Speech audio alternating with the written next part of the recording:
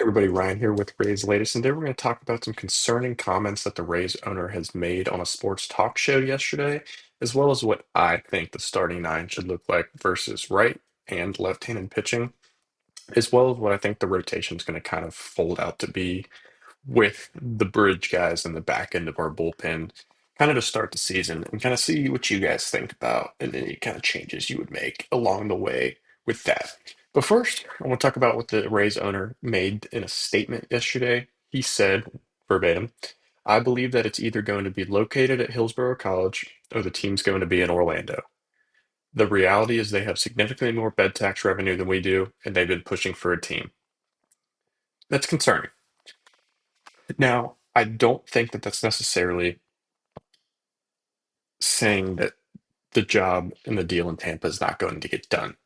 I think that that's more of a we've pretty much exhausted all of our options in the Tampa Bay area, and without state funding and without any type of tax changes in the Tampa area, such as he mentioned later on, a rental car tax that would help just kind of get any extra funding that they can get to fund this new stadium. And you see it's all over the place. Even 25% to 50% of stadiums that are built are funded by taxpayer revenue and funded by the state.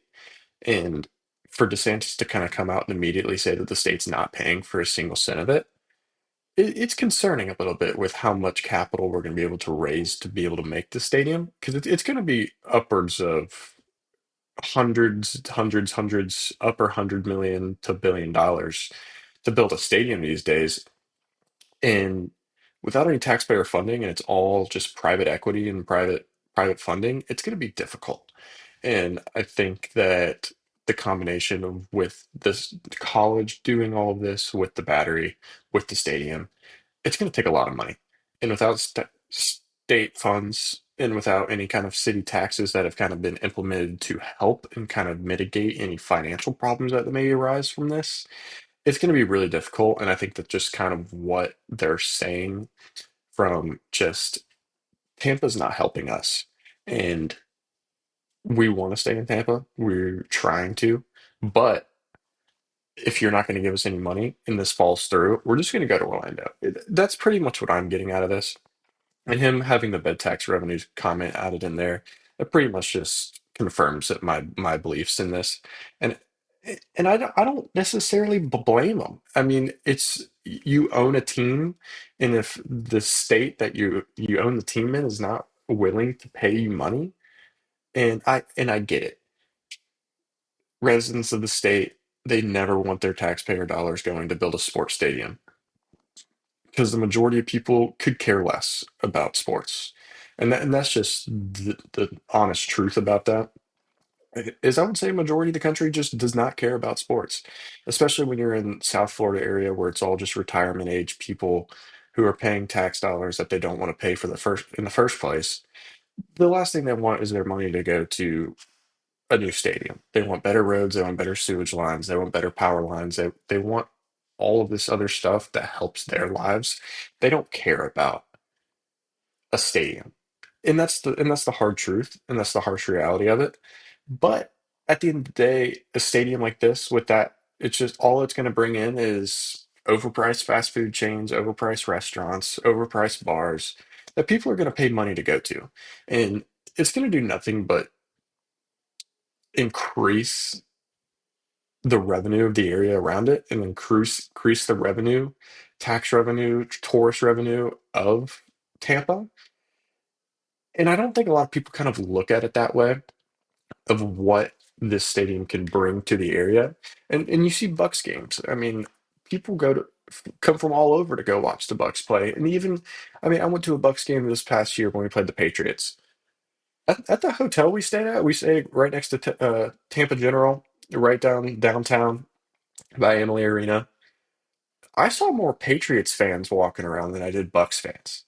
And I don't say that in a bad way as to there's no Bucks fans because the Bucks have a pretty good following in my opinion. But people travel. Granted, it is the Patriots, and Patriots kind of have fans all over the place, but these people were flying into Tampa. They're going to do anything they can do to get to Tampa, Florida, to get out of Foxborough, Massachusetts, and get out of New York, New York, and get out of Buffalo, New York. It's freezing cold in December there. They're gonna want to come to Florida. And I don't think people realize that the amount of people that travel just to come to Tampa because it's in Florida, because it's warm, the weather's nice. It's people want to come here, and having this stadium and having this entertainment area around the stadium is going to do nothing but just improve the the tourist attraction to it. And it's right next door to the airport. So it's not like you're traveling 45 minutes from Hartsfield Jackson, Atlanta to get downtown. You're 5 minutes, you're the airport. Literally, the the runway of the airport will almost, if you overrun the runway, you're into the parking lot of Raymond James. Like it's right there.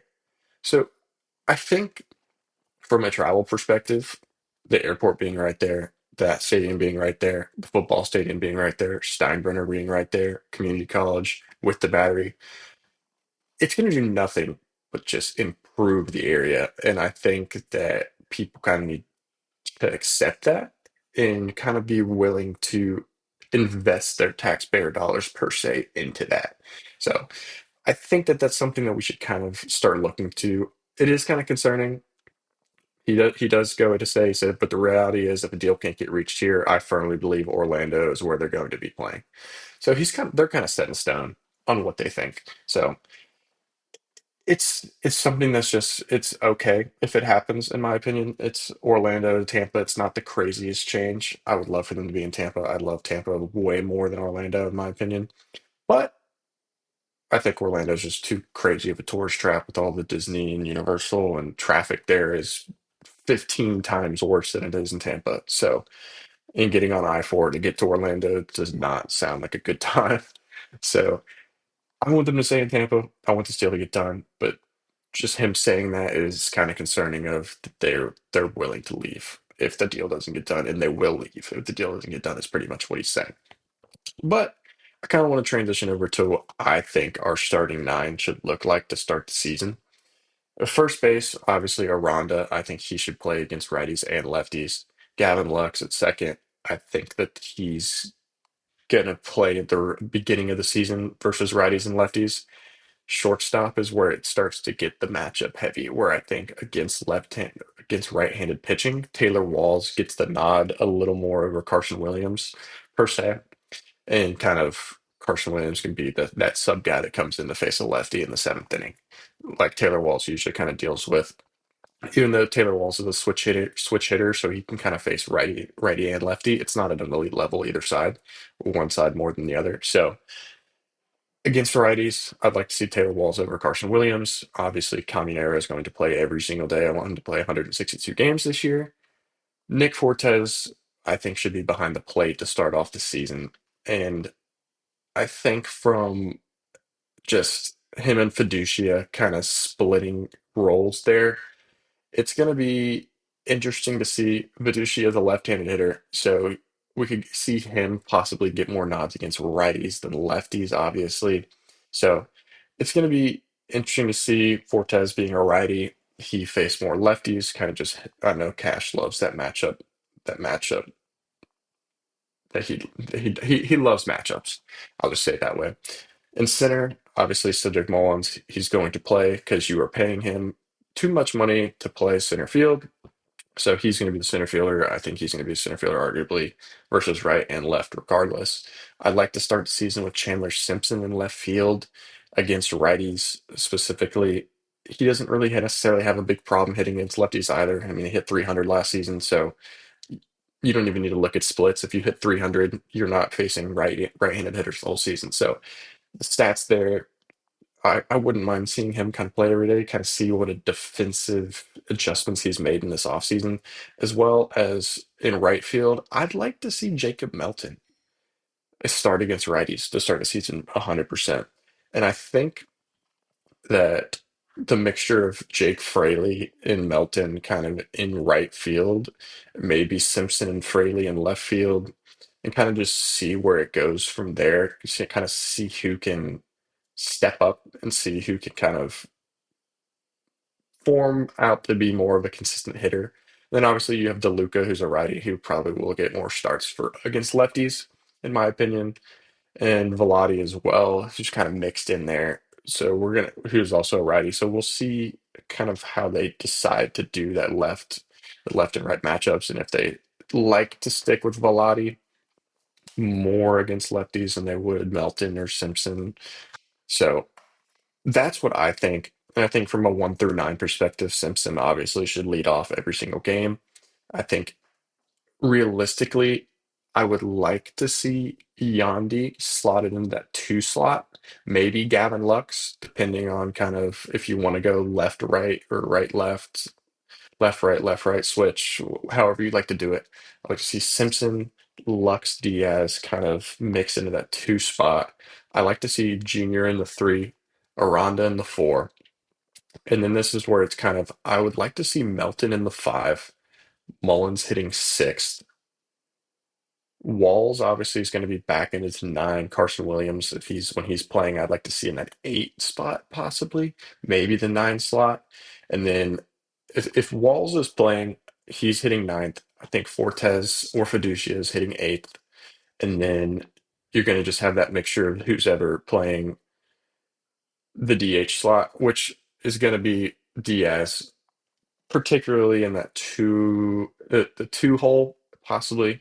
So I'd like to see Simpson in left batting first, Diaz DH hitting second, Junior playing third, hitting third, Aranda hitting fourth, batting fourth, and then Jacob Melton hopefully in right hitting fifth, Cedric Mullins in center hitting sixth, and then Fiducia eighth ish, eighth, ninth, Fortes, kind of with Walls or Williams, however you decide it. So that's kind of where I kind of want to see that kind of condescend down, because you obviously want the athlete in the 9 hole.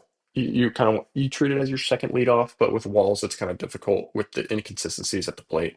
So we'll just kind of see where it goes from there and kind of see what they use kind of with matchups and things of that nature. But from a starting rotation perspective, if McClanahan is fully healthy and ready to go by opening day, I'd obviously like to see him get the start. If not, Rasmussen will get that start, obviously, with Pepio as the 3. At the 4, I would like to see Steven Matz kind of form into that 4 role and see if he can possibly maybe move up to the 3 spot, depending on how Pepio kind of performs this season. But I think he's gonna do just fine. So I'd like to see Mats in the 4, and then in the 5 spot, I would like to see Joe Boyle get a chance. And I say this because I'm really high on him. I think he's got great stuff, and I think he's kind of had limited chances at a big league level. So we'll kind of see how he forms this season, but I would like to see him at that 5th starter to kind of start the year.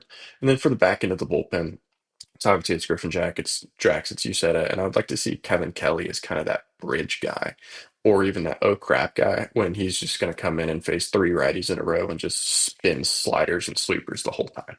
That's kind of want to see that role that he kind of faces into. And every time I see him really struggle is when he's starting a new inning fresh coming off the bench, where he's finished the inning prior and comes back out. He usually gives off a leadoff home run every single time. So we'll see how that goes. But you guys let me know what you guys think about what the owner has said about possibility of moving to Orlando, and as well as what you guys think about my starting 9. And let me know what you guys think the starting 9 should be. But you guys have a great one.